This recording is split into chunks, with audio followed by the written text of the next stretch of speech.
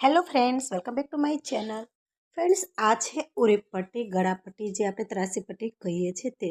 તો ઘણીવાર એવું થાય છે કે ઓછા કાપડમાં આપણે પટ્ટી નથી નીકળતી. તો તમારે આજે હું 10 બાય 10ના કાપડમાં આટલી બધી પટ્ટીઓ બનાવતા હું તમને શીખવાડવાની છું. તો વિડીયો લાસ્ટ સુધી જરૂર જોજો.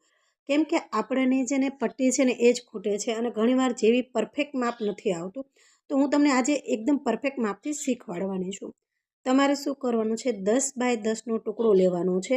ફ્રેન્ડ્સ, તમારી પાસે આની કરતાં પણ ઓછું કાપડ હશે ને તો પણ ચાલશે. તેનીથી પણ ઘણી બધી ઉરેપ પટ્ટી નીકળી જાય. શું કરવાનું છે, 10 બાય 10નો ટુકડો લઈને આ રીતે તમારી પાસે સ્કેલ તો હશે જ તે.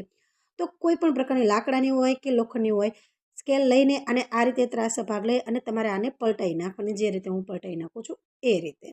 પછી તેની અંદરથી સ્કેલ કાઢી નાખવાની છે. હવે શું કરવાનું છે, તમારે કેટલા માપની ઉરેપ પટ્ટી જોઈએ છે, 1.5ની જોઈએ છે, 1ની જોઈએ છે. તો જે પ્રમાણે તમારે ઉરેપ પટ્ટી જોતી હોય એ પ્રમાણનું તમારે માપ લઈ લેવાનું છે. અત્યારે હું જે પ્રમાણનું માપ લેવું છું એ 1 ઇંચનું માપ છે અને 1 ઇંચના માપથી આપણે ઉરેપ પટ્ટી કાઢીએ છીએ. તો આ રીતે તમારે માપ લઈ અને તમારે લીટા કરી નાખવાના. પછી શું કરવાનું, સાવ સહેલું છે, કટિંગ કરી નાખવાનું છે.